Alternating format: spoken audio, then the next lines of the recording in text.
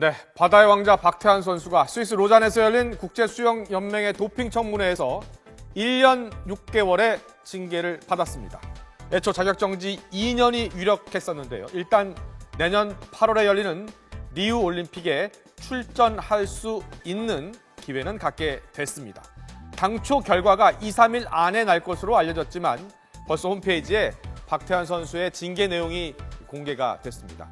박태환 선수 일단 최악의 상황은 피했습니다. 하지만 그가 명예회복을 위해서 넘어야 할 산은 여전히 많습니다. 박태환 선수가 얻은 것과 잃은 것은 무엇이고 또 남은 과제는 무엇인지 차례로 짚어보겠습니다.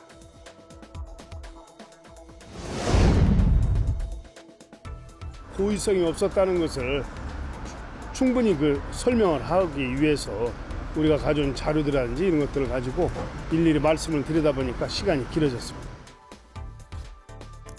박태환 선수의 진정성이 통한 걸까요? 4시간 가까이 진행된 청문회에서 국제수영연맹은 박태환에게 중대한 과실이 없다는 점을 인정해서 자격정지 18개월 이렇게 징계를 결정했습니다. 국제수영연맹 홈페이지를 보면 이렇게 박태환 선수에 대한 징계 내용이 비교적 상세히 적혀 있었습니다.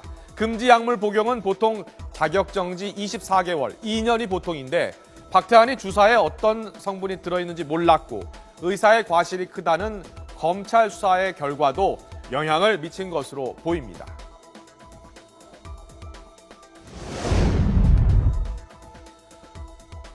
박태환 선수는 자격정지 18개월의 징계를 받으면서 지난해 9월 이후 딴 메달과 상금은 모두 몰수가 됐습니다. 기록도 삭제가 됩니다.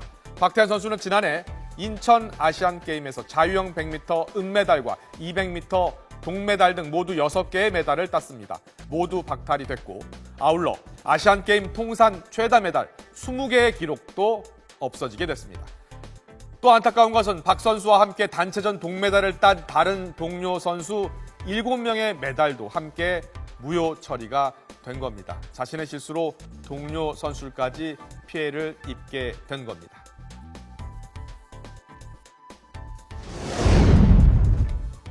네. 하지만 박태환 선수의 자격정지 기간이 내년 3월 2일로 끝남에 따라 8월에 열리는 브라질 리우데자네이루 올림픽에 참가할 수 있는 기회를 얻게 됐습니다.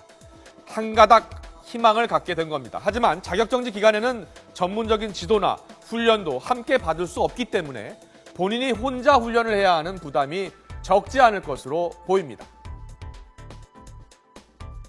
때문에 과연 그 기간을 어떻게 보내느냐는 상당히 중요한 문제이고요. 네. 그리고 최근에 보면 이제 박태환 선수 같은 경우에는 그 선수로서의 정점을 지나서 일종의 이제 기록이라 이 체력 등이 하락세이거든요. 예. 내년까지 본다고 한다면 박태환 선수 현재로서는 솔직하게 말씀드려가지고 네.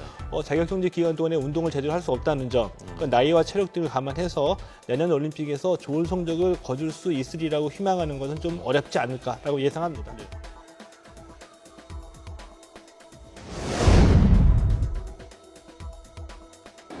오늘 아침 해외 언론들도 박태환 선수의 18개월 자격정지 소식을 자세히 전했습니다.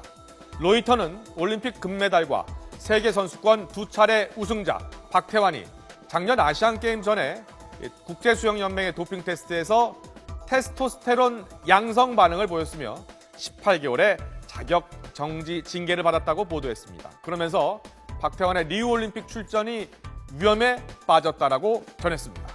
박태환이 대한체육회 규정상 징계가 끝나도 3년 이상 국가대표 자격을 얻을 수 없다는 규정을 염두에 둔 해석으로 보입니다.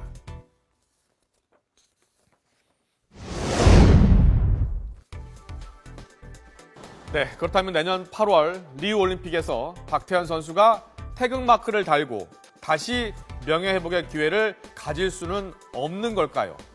일단 지난해 이 규정을 만든 대한체육회는요, 다각적인 검토가 필요하다면서 최대한 말을 아끼고 있습니다.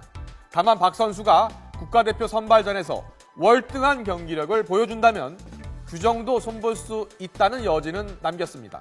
어쨌든 박태환 선수는 내년 3월까지 그 누구의 도움 없이 외롭게 자신과의 싸움을 해야 하는 어려운 상황에 처하게 됐습니다. 아무쪼록 박 선수가 앞으로 닥쳐올 고난을 이겨내고 리우 올림픽에서 금빛 레이스로 당당히 명예를 회복하는 모습을 보여주기를 기대해 봅니다.